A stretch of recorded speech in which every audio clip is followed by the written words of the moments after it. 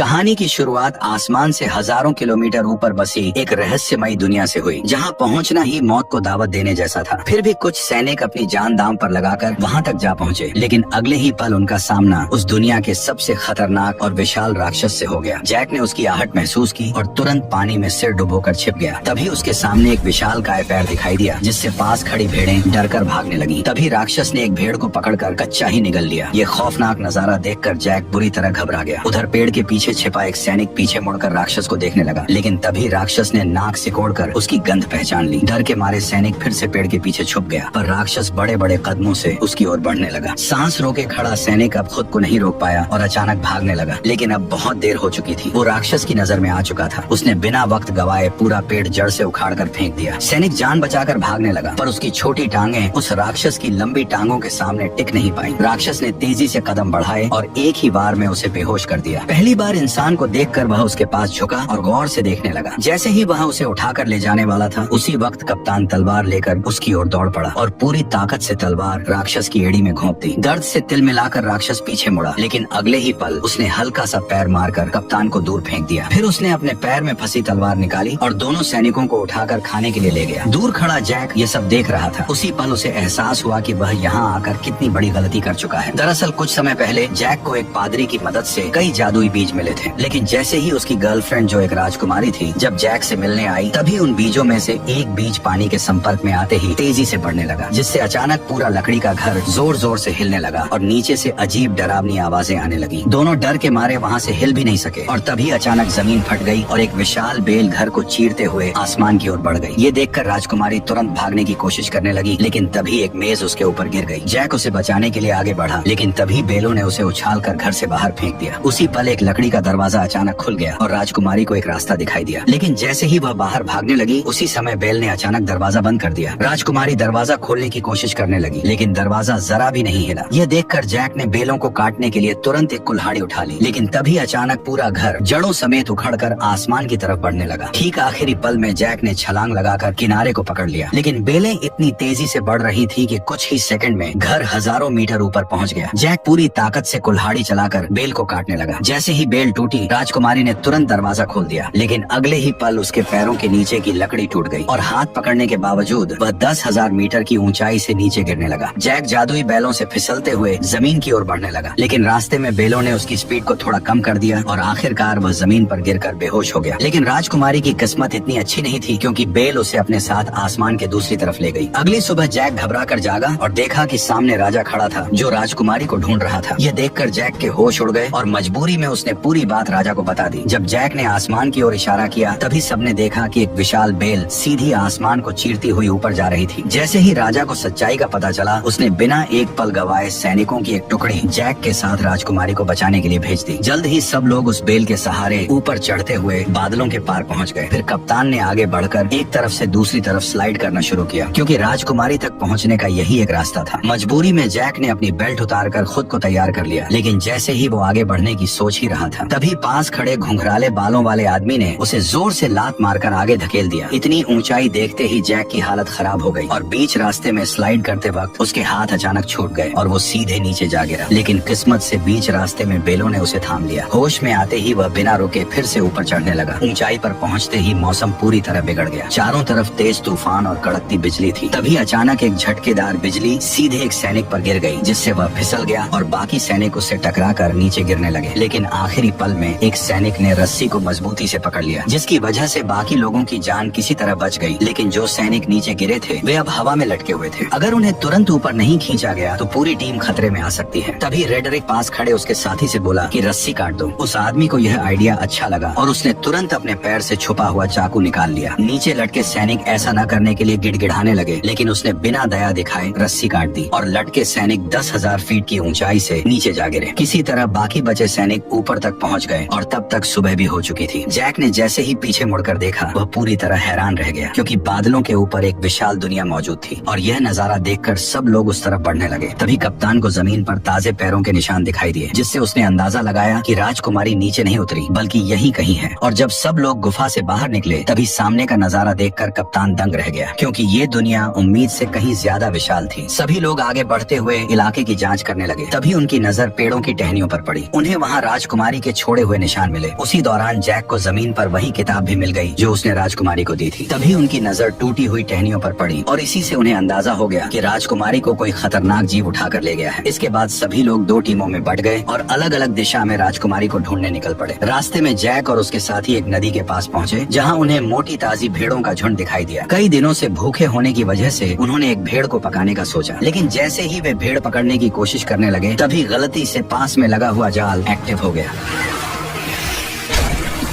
Jack ने तुरंत अपना चाकू निकाला और पूरी ताकत से जाल काटने लगा। उधर कप्तान भी रस्सी काटने की कोशिश कर रहा था, लेकिन तभी उसकी नजर एक अजीब चीज पर पड़ी। पास के सारे कौवे अचानक घबरा कर उड़ गए और सारी भेड़ें भी एक साथ दूसरी दिशा में भागने लगी। कप्तान को कुछ शक हुआ, पर वो फिर भी रस्सी काटता रहा और जैसे तैसे वे दोनों जाल से निकल आए। लेकिन तभी जंगल से डरावनी आवाज गूंज उठी और उसी पल एक विशालकाय दानव उनके सामने आया और दोनों सैनिकों को पकड़कर अपने साथ ले गया। जैक चुपचाप दानव के पीछे पीछे चलने लगा ताकि सही मौका मिलते ही वो साथियों के साथ राजकुमारी को भी बचा सके। दूसरी तरफ रेडरिक दोनों सैनिकों के साथ एक चट्टान के किनारे पर पहुंच गया। गंजे आदमी को लगा कि इस तरह ढूंढते रहना बेकार है और वह कोई दूसरा रास्ता खोजने के लिए आगे बढ़ने लगा। लेकिन तभी रेडरिक ने अपनी चाल चल दी। अरे देखो, वो रही इज़ाबेल। जैसे ही गंजा आदमी वापस मुड़कर चट्टान के पास आया तभी रेडरिक ने मौके का फायदा उठाकर उसे सीधे गहरी खाई में धक्का दे दिया। यह देखकर रेडरिक का दोस्त जोर जोर से हंसने लगा। तभी एक विशाल हाथ ने अचानक उसे पकड़ लिया।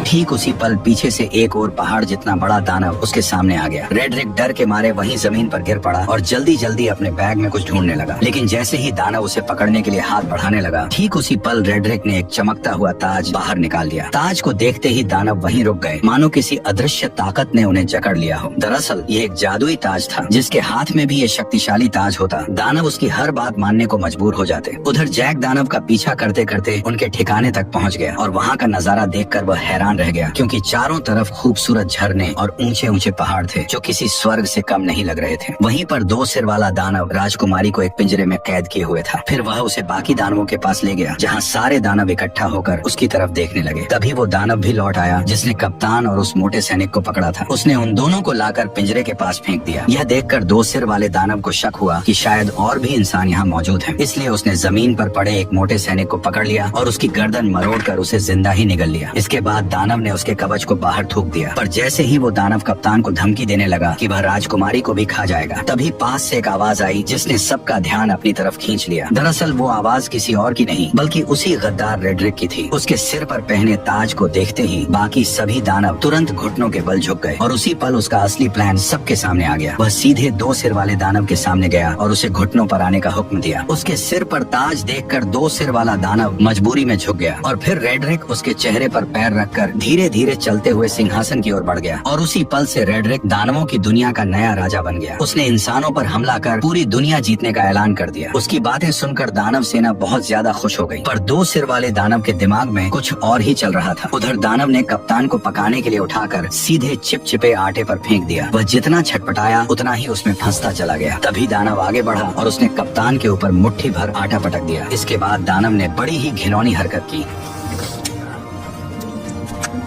दानव ने कप्तान को मोड़कर एक तरफ रख दिया। तैयारी के बाद केवल सब्जियां डालना बाकी था। जैसे ही वह सब्जियां लेने गया उसी समय जैक चुपके से वहां आ पहुंचा। जैक को देखकर राजकुमारी बेहद खुश हो गई, लेकिन उसने तुरंत उसे इशारे से चुप रहने को कहा। उधर दानव अब भी उलझा हुआ था और इसी बीच जैक धीरे धीरे राजकुमारी के पास पहुंच गया। उसने पिंजरे का लॉक खोलने की कोशिश की, लेकिन यह उसके बस की बात नहीं थी। तब राजकुमारी ने उसे पहले कप्तान को बचाने के लिए कहा, जिसे दानव ने सुअरों के साथ लाइन में रखा था। जैक तुरंत उसके पास पहुंचा और चाकू निकालकर उसे उस चिपचिपे आटे से अलग करने लगा। उसी समय दानव मसाला लेकर वापस आने लगा। ये देखकर जैक ने जल्दी से चाकू कप्तान को पकड़ा दिया और खुद छिप गया। खुशकिस्मती से दानव को कुछ भी शक नहीं हुआ। उसने कुछ नुकीली लकड़ियां उठाई और कप्तान की आंखों के सामने पास पड़ी सुअर में घुसा दी। जो सुअर अभी तक चिल्ला रही थी वह तुरंत शांत हो गई। अब अगला नंबर कप्तान का था। दानव ने बिना दया दिखाए वार किया, लेकिन वह थोड़ा सा चूक गया, वरना कप्तान की आने वाली पीढ़ी का नामो निशान मिट जाता। ये देखकर कप्तान डर के मारे बेहोश हो गया। फिर दानव ने उन सभी को उठाकर पास जल रहे भट्ठे में रख दिया। अब उन्हें बचाने वाला एकमात्र जैक बाकी था। इस समय जैक लोहे की रिंग के ऊपर पहुंच चुका था और दानव को उसकी भनक तक नहीं थी। तभी दानव ने एक तेज धार वाला चाकू उठाया और सीधे राजकुमारी की ओर बढ़ गया। उसने बिना देर किए हाथ अंदर डालकर राजकुमारी को बाहर निकाल लिया और टेबल पर रखकर उसे काटने की तैयारी करने लगा। लेकिन तभी जैक ने चुपके से पास रखा एक भारी चाकू उठा लिया। बेखबर दानव राजकुमारी पर वार करने ही वाला था। तभी जैक ने छुरी सीधी उसकी रीढ़ में घोंप दी। दर्द से दानव जोर जोर से चिल्लाने लगा, लेकिन जैक छुरी को मजबूती से पकड़े रहा। तभी दानव बेकाबू होकर दीवार से जा टकराया और वहीं मारा गया। यह देखकर राजकुमारी और कप्तान दोनों हैरान रह गए। इसके बाद वे तीनों तुरंत उस जादुई बेल के पास पहुंच गए, लेकिन वहां पहले से ही एक दानव पहरा दे रहा था जिसे रेड्रिक ने भेजा था। तभी जैक के दिमाग में एक अजीब आइडिया आया। वो एक मधुमक्खियों का छत्ता लेकर कप्तान के साथ धीरे धीरे उस दानव के पास पहुंच गया। फिर कप्तान ने दानव का हेलमेट उठाया और जैक ने छत्ता उसके अंदर पटक दिया। दानव अभी भी बेफिक्र सो रहा था और उसे जरा भी अंदाजा नहीं था कि उसके साथ क्या होने वाला है। जैसे ही जैक ने छत्ता अंदर रखा, तभी कप्तान ने तुरंत हेलमेट बंद कर दिया और फिर दोनों तेजी से वहां से भागकर पास की चट्टान के पीछे छिप गए और इंतजार करने लगे। कुछ ही देर में दानव मधुमक्खियों के डंक से तड़पकर उठ खड़ा हुआ और दर्द से छटपटाते हुए अपने शरीर को झटकने लगा। लेकिन जितना ज्यादा वह तड़प रहा था, मधुमक्खियां उतनी ही ज्यादा उस पर हमला कर रही थी। घबराकर दानव वहां से भागने लगा, लेकिन फिसलकर पत्थरों से टकरा गया और फिर वह लुढ़कता हुआ चट्टान के किनारे तक पहुंच गया। ऐसा लग रहा था कि अब वह गिरने ही वाला है। तभी अचानक उसने अपना हेलमेट उतार दिया। ये देखकर तीनों एक पल के लिए चौंक गए, लेकिन तभी एक मधुमक्खी सीधे उसकी तरफ उड़ती हुई आई और अगले ही पल उसने दानव को जोर से डंक मार दिया, जिससे वह कंट्रोल खो बैठा और सीधे नीचे जा गिरा। ये देखकर तीनों लोग खुशी से झूम उठे। उन्हें यकीन नहीं हो रहा था कि उन्होंने इतनी आसानी से इतने बड़े दानव को हरा दिया। इसके बाद तीनों ने तुरंत वहाँ से निकलने का फैसला किया, लेकिन अचानक कप्तान रुक गया। उसने बताया कि उसे रेड्रिक से ताज छीनने के लिए यही रुकना पड़ेगा। इसलिए जैक उसे चाकू थमाकर राजकुमारी के साथ नीचे उतरने लगा। उसी समय दानव बैलों से टकराते हुए आखिरकार नीचे आ गिरा। तेज आवाज सुनकर राजा तुरंत अपने टेंट से बाहर आया और इस खतरनाक दानव को देखकर घबरा गया। अचानक गांव के लोग भी वहां इकट्ठा हो गए। तभी राजा ने ना चाहते हुए प्रजा की भलाई और दानवों को यहाँ आने से रोकने के लिए एक बड़ा फैसला लिया। उसने तुरंत जनरल को बेल काट डालने का आदेश दे दिया। सैनिकों ने विशाल लोहे की कीलें उस बड़ी बेल में ठोक दी, फिर उन पर मजबूत हुक लगा दिए और कुछ बैलों और घोड़ों की मदद से उसे खींचना शुरू कर दिया। धीरे धीरे वह विशाल बेल जड़ों समेत हिलने लगी, लेकिन इससे पास खड़े सैनिक अचानक खतरे में आ गए। तभी अचानक बीच वाली मोटी बेल भी टूटने लगी। ऊपर खड़े सैनिक नीचे गिरने लगे, जिससे चारों तरफ अफरा तफरी मच गई। उधर जैक और राजकुमारी बेल के सहारे नीचे उतर रहे थे, लेकिन जैसे ही उन्होंने नीचे नजर डाली तो वे डर के मारे घबरा गए, क्योंकि बेल बेकाबू हो चुकी थी और किसी भी पल गिर सकती थी। उसी समय जैक ने मौका देखकर राजकुमारी को कसकर पकड़ा और तेजी से एक लटकती डाल को थाम लिया। दोनों हवा में झूलते हुए तेजी से नीचे की ओर बढ़ने लगे। आखिरकार जब वे नीचे गिरे तो घास के ढेर ने उनकी रफ्तार कम कर दी और इस तरह दोनों सही सलामत जमीन पर पहुंच गए। ठीक उसी पल रेड्रिक ने सभी दानवों को इकट्ठा कर इंसानों पर हमला करने की तैयारी की। तभी दो सिर वाले दानव को इंसान का आभास हुआ, जिससे कप्तान छिप गया। तभी रेड्रिक ने आगे बढ़ते हुए बेल उगाने वाले जादुई बीज निकाले, लेकिन तभी अचानक कप्तान उस पर टूट पड़ा, जिससे जादुई बीज चट्टान पर ही छूट गए और रेड्रिक सीधे नीचे गड्ढे में जा गिरा। रेड्रिक डर के मारे दानवों को पुकारने लगा, जबकि कप्तान उसके सामने लड़ने के लिए तैयार खड़ा हो गया। तभी दो सिर वाले दानव ने बाकी दानवों को उसे बाहर निकालने का आदेश दिया। दानव चट्टानों को तोड़ने लगे और नीचे कप्तान और रेड्रिक के बीच लड़ाई शुरू हो गई। रेड्रिक ने अपनी लंबी तलवार के सहारे कप्तान को गिरा दिया और उसका हथियार दूर जा गिरा। इसके बाद उसने मौका पाकर लगातार हमले शुरू कर दिए, लेकिन कप्तान ने किसी तरह उसका वार रोक लिया और दोनों के बीच ताकत की लड़ाई शुरू हो गई। जल्द ही कप्तान कमजोर पड़ने लगा और रेड्रिक ने उसे पानी में डुबो दिया। तभी अचानक उसकी नजर उस चाकू पर पड़ी जो उसकी तरफ बहकर आ रहा था। कप्तान ने सही मौके पर उसे दांतों से पकड़ लिया और तुरंत रेड्रिक के चेहरे पर वार कर दिया। अचानक हुए हमले से रेड्रिक का गुस्सा फूट पड़ा। उसने अपने हथियार के दम पर कप्तान को पीछे धकेल दिया। कप्तान मजबूर होकर पीछे हटता गया और आखिरकार किनारे तक पहुंच गया। तभी रेड्रिक ने उसे एक जोरदार लात मारकर नीचे गिरा दिया, लेकिन कप्तान ने किसी तरह चट्टानों को पकड़ लिया। रेड्रिक तलवार को उसके हाथों में चुभोने लगा ताकि वह खुद नीचे गिर जाए, लेकिन उसने कप्तान की ताकत को कम आंका था। जैसे ही वह फिर से हमला करने लगा, कप्तान ने उसी के हथियार को पकड़कर उसी की टांग में घोंप दिया। दर्द से रेड्रिक जोर जोर से चिल्लाने लगा और इसी मौके का फायदा उठाकर कप्तान ने तलवार रेड्रिक के पेट में घोंप दी। अचानक हुए हमले की वजह से रेड्रिक ने वही दम तोड़ दिया। उसके मरते ही ताज की जादुई ताकत भी खत्म हो गई। कप्तान किसी तरह ऊपर चढ़ आया और ताज वापस लेने के लिए आगे बढ़ा, लेकिन तभी ऊपर की गुफा टूट गई और दो सिर वाला दानव उससे पहले ही ताज उठा ले गया। उसने ताज अपनी उंगली में पहन लिया और खुद को नया राजा घोषित कर दिया। ताज पहनते ही उसकी ताकत फिर से लौट आई। यह देखकर बाकी दानवों ने भी अपने घुटने टेक दिए। तभी कप्तान ने देखा कि धरती पर लौटती हुई वह एकमात्र बेल अब कभी भी टूटकर नीचे गिर सकती है, इसलिए उसने बिना देर किए सीधे बेल पर छलांग लगा दी। बेल तेजी से किले की ओर बढ़ने लगी। कप्तान ने सही समय का फायदा उठाया और छलांग लगाकर सीधे पानी में कूद गया। दो सिर वाले दानव ने जब देखा कि इंसानों की दुनिया तक जाने का रास्ता टूट चुका है है तो वह गुस्से से गरज उठा। तभी अचानक छोटे सिर ने जमीन पर पड़े उस थैले की ओर इशारा किया जिसमें जादुई बीज भरे हुए थे। 2 सिर वाले दानव ने उसे उठाया और अपने हाथ में खोल लिया। उसमें कुल 4 जादुई बीज थे। ये देखकर वह खुशी से झूम उठा। उसने तुरंत एक फूंक मारकर उन बीजों को पानी में फेंक दिया। जैसे ही बीज पानी से टकराए वे तुरंत उगने लगे और अगले ही पल जमीन को चीरती हुई 4 विशाल बेलें बाहर निकल आई। इसके बाद 2 सिर वाले दानव ने जोर से आदेश दिया और सभी दानव उस बेल पर चढ़कर इंसानों की दुनिया की ओर बढ़ने लगे। आखिरी पल में 2 सिर वाला दानव भी छलांग लगाकर नीचे कूद पड़ा। वो बेलों के जरिए फिसलते हुए जमीन की ओर बढ़ने लगा। उसी समय जैक घोड़े को पानी पिला रहा था। तभी अचानक उसकी नजर आसमान की ओर गई। उसने देखा कि सभी दानव तेजी से नीचे की ओर बढ़ रहे हैं। बिना एक पल गवाए वह घोड़े पर सवार होकर राजा को चेतावनी देने निकल पड़ा। उधर राजा की सेना आराम से किले की ओर बढ़ रही थी। तभी जैक की नजर सेना पर पड़ गई। वो जोर जोर से चिल्लाने लगा कि दानव आ रहे हैं, लेकिन राजा को अब भी कुछ समझ नहीं आया। तभी पीछे के जंगल से अचानक कई दानव निकल आए और जहाँ जहाँ वे जा रहे थे वहाँ सब कुछ तहस नहस कर रहे थे। कोई भी उन्हें रोक नहीं पा रहा था। जल्द ही दानव सेना पास आ गई और उन्होंने एक सैनिक को पकड़कर जिंदा निगल लिया। घोड़े पर सवार लोग भी उनकी रफ्तार से नहीं बच पाए। इस वक्त इंसान उनके सामने बिल्कुल बेबस थे। तभी एक गोल चेहरे वाले दानव ने पास की पवन चक्की का पंखा तोड़कर राजकुमारी की तरफ फेंक दिया, जो जमीन पर गिरते ही सब कुछ चकनाचूर कर गया और राजा का ताज भी गिर पड़ा। उधर किले पर तैनात सैनिकों ने राजा की सेना को आते देखा और उन्होंने तुरंत अंदर युद्ध की तैयारी की खबर भेज दी। कप्तान ने तुरंत सभी सैनिकों की मदद से खाई में तेल डलवा दिया ताकि दुश्मनों को रोका जा सके। जैसे ही राजा की सेना किले के पास पहुंची, उसने तीर चलाने का आदेश दे दिया और देखते ही देखते सैकड़ों जलते हुए तीर दुश्मनों की ओर छोड़ दिए गए। जैसे ही ये तीर तेल से टकराए, चारों तरफ आग भड़क उठी और इसी बीच राजा की सेना सुरक्षित किले के अंदर पहुंच गई। राजकुमारी को सही सलामत देखकर कप्तान ने तुरंत किले के दरवाजे बंद करने का आदेश दिया, लेकिन उसी समय जैक अभी भी बाहर था और दानव उसके पीछे पड़े हुए थे। जैसे ही किले का दरवाजा बंद होने लगा, तभी जैक घबरा गया, लेकिन आखिरी पल में वह अपने घोड़े के साथ छलांग लगाकर अंदर घुस आया। हालांकि उसके पीछे पीछे 2 सिर वाला दानव भी दरवाजे पर चढ़ आया, लेकिन तभी कप्तान ने उस पर हमला बोल दिया और वह सीधे आग की जलती लपटों में जा गिरा।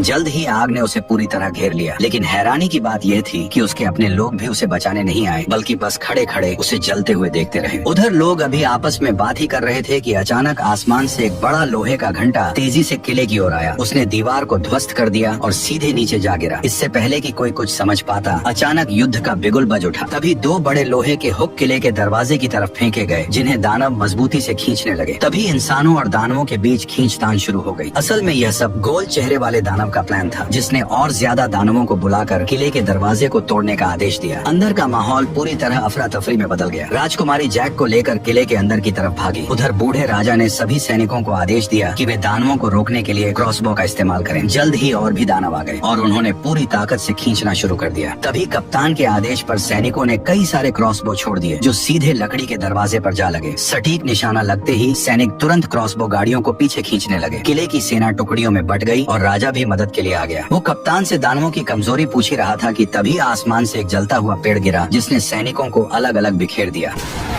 अगले ही पल कई सारे जलते हुए पेड़ सैनिकों के ऊपर गिरने लगे, जिससे उनकी पकड़ ढीली होने लगी। ऐसा लग रहा था जैसे दरवाजा जल्द ही टूट जाएगा। तभी राजकुमारी जैक को लेकर किले के अंदर पहुंची, लेकिन अचानक एक भारी दहाड़ और जमीन में उठती दरारों ने उनका ध्यान खींच लिया। डर के मारे दोनों पीछे हट गए और कुछ पत्थर ऊपर की ओर उड़ने लगे। नीचे से अचानक 2 विशाल हाथ बाहर निकले। ये वही 2 सिर वाला दानव था जो पहले आग में गिरने के बावजूद बच गया था, क्योंकि पानी के नीचे होने की वजह से आग उसका कुछ नहीं बिगाड़ पाई और वह सीवर के रास्ते से चुपचाप किले के अंदर तक घुस आया। अचानक उसे राजकुमारी की शाही गंध महसूस हुई। जैक ने डरते हुए कंबल खोला और देखा कि दानव की अभी तक उन पर नजर नहीं पड़ी है, लेकिन तभी गुस्से में दानव ने पास रखा शीशा तोड़ दिया। घबराहट में कंबल में छिपे दोनों लोग कांपने लगे, लेकिन दानव ने सीधे ऊपर से उन्हें देख लिया। जैक पूरी ताकत लगाकर तुरंत राजकुमारी को पकड़कर भागा, लेकिन दानव लगातार उनका पीछा करने लगा। कोई रास्ता न होने की वजह से दोनों मजबूरी में दूसरी मंजिल की ओर भागे। वे कदमों को रोकने की हिम्मत भी नहीं कर रहे थे, लेकिन अचानक एक हाथ साइड से बाहर निकला और राजकुमारी को पकड़ लिया। जैक ने पास में रखी कुल्हाड़ी उठाई और बिना देर किए सीधे उस पर हमला कर दिया, लेकिन दानव ने दूसरे हाथ से उसे पकड़ लिया। छोटा सिर जैक का मजाक उड़ाने लगा। तभी जैक ने गुस्से में सीधे कुल्हाड़ी मारकर उसका हेलमेट तोड़ दिया। गुस्से में दानव ने अपना बड़ा मुंह खोल लिया। तभी जैक ने लॉकेट में छिपा हुआ जादुई बीज निकाला और सीधे उसके मुंह में फेंक दिया। जादुई बीज सीधे उसके पेट में चला गया, जिससे 2 सिर वाले दानव को अचानक कुछ गड़बड़ महसूस हुई और उसने तुरंत दोनों को जमीन पर पटक दिया। तभी अचानक एक बेल उसके शरीर से बाहर आई और दोनों डर के मारे पीछे हट गए। अचानक कई सारी बेलें पूरी रफ्तार से उसके शरीर को चीरते हुए बाहर निकल आई, जिससे हॉल पूरी तरह से तबाह हो गया। अचानक राजा का मुकुट पहना हुआ हाथ भी जैक के पास गिर गया। उधर बाहरी सैनिक अभी भी दानवों को रोकने में लगे हुए थे, लेकिन गोल मुंह वाले दानव की एक आवाज पर सभी दानव धीरे धीरे पीछे बढ़े और सैनिकों को एक एक कर गिराते चले गए। किले का दरवाजा धीरे धीरे खुल गया। कप्तान ने तुरंत सैनिकों से लोहे का दरवाजा बंद करने को कहा। ठीक उसी पल गोल मुंह वाला दानव अपने साथियों के साथ धुंध से धीरे धीरे बाहर आया, लेकिन लोहे का दरवाजा उसे ज्यादा देर तक रोक नहीं पाया और उसने एक ही झटके में दरवाजे को तोड़ दिया। तभी वो दानव अपने साथियों के साथ किले के अंदर घुस गया। वहाँ खड़े टेस्टी सैनिकों को देखकर वे बेहद खुश हुए। दानव हमला करने ही वाले थे कि पीछे से अचानक आवाज आई और सभी दानवों का ध्यान उस आवाज पर चला गया। दानव ने भीड़ में ध्यान से देखा और अचानक उसने अपना हथियार छोड़ दिया। ये देखकर बाकी दानव भी हथियार छोड़कर सभी इंसानों के सामने घुटनों के बल बैठ गए। कप्तान ये नजारा देखकर चौंक गया। तभी अचानक जैक मुकुट लेकर आगे आया और उसने तुरंत सभी दानवों को वापस उनकी दुनिया में